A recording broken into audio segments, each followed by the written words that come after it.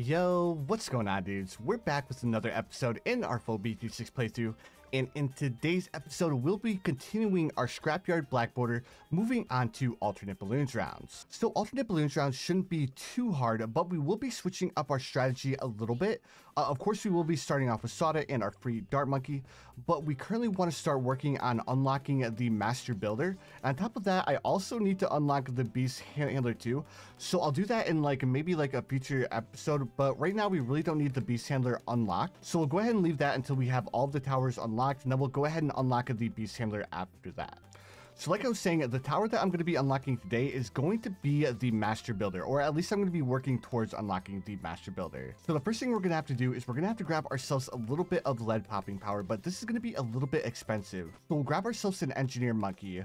Now we'll go ahead and upgrade this Engineer Monkey up to the middle pathway. Now, if you guys didn't know, the middle pathway upgraded to Cleansing Foam can actually pop lead balloons. But again, the only problem with it is a little bit on the pricey side. Now, ideally, we'd grab a Sniper Monkey, and then we'd upgrade the Sniper Monkey up to a 110. And that could deal with camo leads as well as the lead balloons in these early rounds. But we're going to have to rely on Soda's level 3 ability in order to deal with these early game leads. And then after we deal with the early game leads, then the Cleansing Foam will be able to deal with everything else.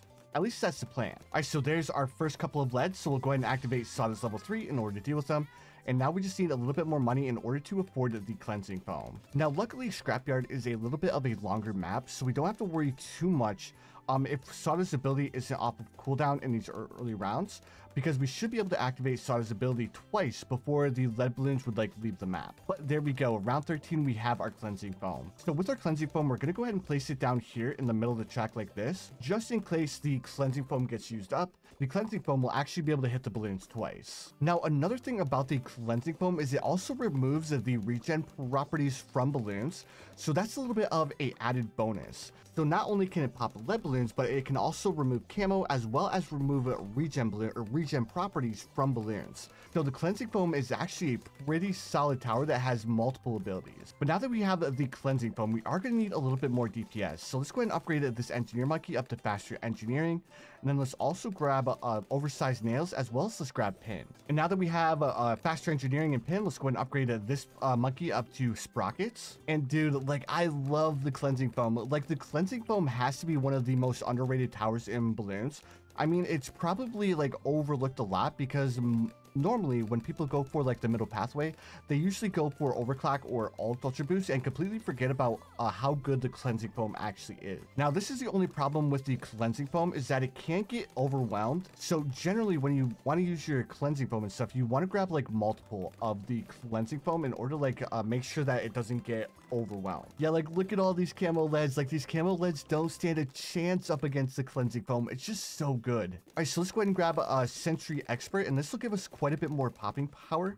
The only problem with this is we really can't place down too many turrets in this little center area here, but I'm debating on whether or not I want to keep my Dart Monkey or not, because then if we removed our Dart Monkey, it could be replaced with a little bit of a stronger turret. Yeah, so let's go ahead and get rid of the Dart Monkey to give our Sentry Expert a little bit more time to act, or a little bit more space to place down his turrets. Then, like I was saying, let's just go ahead and grab ourselves another Cleansing Foam to give ourselves a little bit more camo detection, as well as a little bit more regen removal and lead popping power as well. And we'll go ahead and position this Cleansing Foam in the same spot. And to give our Engineer Monkeys a little bit more popping power, let's also upgrade both of our Cleansing Foams up to faster and engineering as well. And that'll give us a little bit more popping power. And even though we have all of these Cleansing Foams, our Cleansing Foams are actually still getting a little bit overwhelmed. Let's grab ourselves another Cleansing Foam, and we'll place it down here like this. There we go. Now we'll position this Cleansing Foam right here in the center as well. And then let's also upgrade it to the same thing up to faster engineering. There we go. That's perfect. And then the next thing I want to do to make us a little bit more money, let's also grab ourselves another engineer, and we'll position this engineer right here. And we'll upgrade this engineer up to larger surface area, then we'll grab deconstruction, and then we're going to be upgrading this one up to the bottom pathway.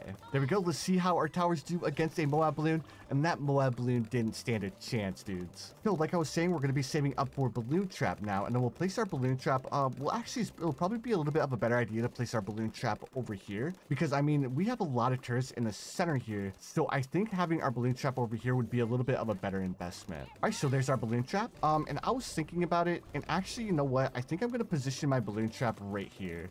That way, in case any balloons end up slipping by our balloon trap, we should be able to deal with them. I say that, and this balloon trap isn't getting as many balloons caught in its trap as I would like it to. So I think I'm going to have to move it over here to the start a little bit more. There we go. So we'll just move this balloon trap over here to like suck up like normal balloons. But if we do that, we're going to run into another little bit of an issue where it's not going to be able to suck up camo balloons. So let's go ahead and grab ourselves another one of these engineer monkeys.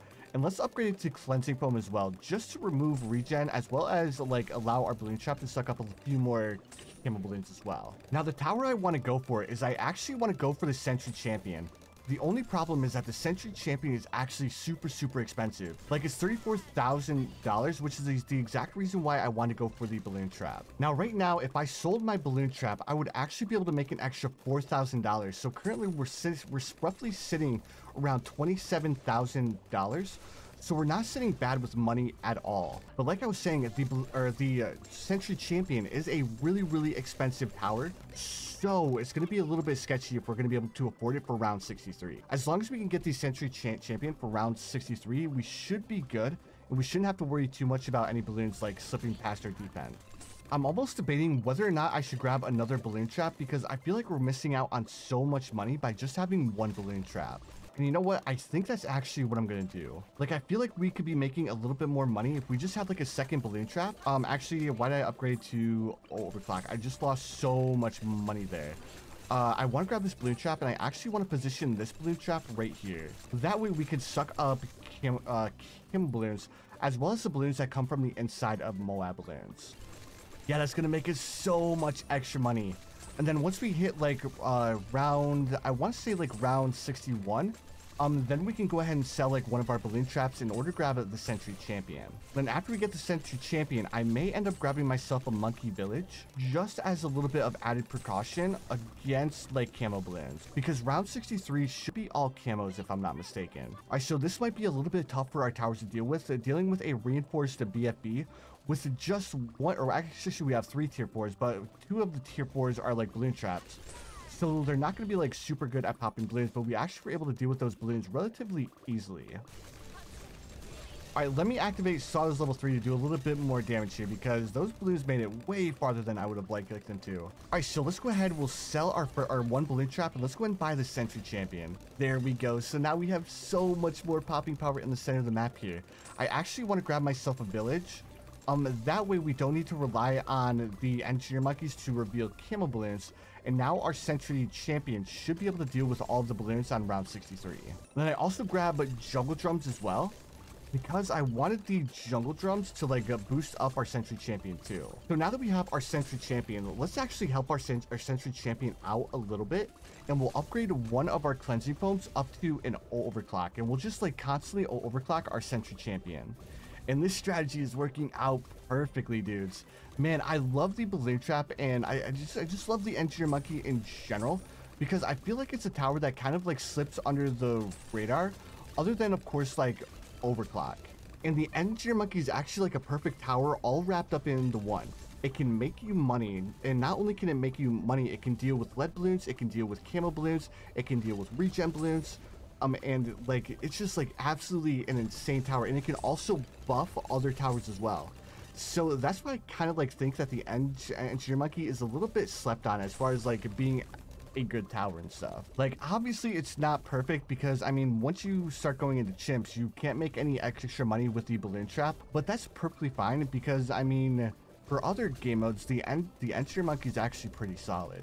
All right, so round 70, let's go ahead and buy our overclock. And then like I was saying, we're just going to be overclocking our Sentry Champion for him to do a little bit more damage. Yeah, like look at the Sentry Champion just absolutely shred all of these balloons. And when you overclock the Sentry Champions, he'll actually place down more turrets. So it's actually so good, dudes. Now, because we have the Sentry Champion, we really don't need to worry about buying anything else.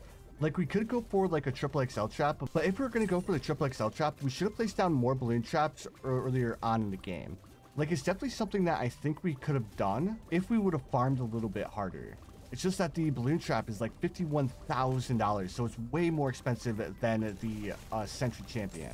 And another thing about the engineer monkey that I'm not sure if you guys know, but every time these turrets like run out of time or like you sell them, they'll actually explode, and when they explode, they actually do damage to balloons, and it's not like a small amount of damage either. So if you guys like need a little bit of extra damage, if you guys are like playing on Chimps, you're actually using the Sentry Champion in your strategy. If you guys need that little bit of extra pizzazz, if you sell his turrets, when the balloons are next to them, they'll explode and they'll do more damage to the balloons. So that's a little bit of something that not a lot of people know about the Engineer Monkey, and something that I feel like everybody should know about, because it's a really solid hidden power with the Engineer Monkey. And guys, we actually have $20,000. I didn't even realize that. So we can like have our Sentry Champion like overclocked like 100% of the time. So as soon as our Sentry Champion runs out of overclock, the only thing we need to do is we need to overclock him again. And there you go, dudes. Like, we will have 100% uptime with overclock on our Sentry Champion. But here we are on round 79. We just have one ZOMG to deal with, and then after we deal with this ZOMG, of course we have 2 ZOMGs to deal with on round 80, but that's not going to be an issue for our Engineer Monkey at all. Yeah, look at how fast he's shredding those ZOMGs. That's actually insane.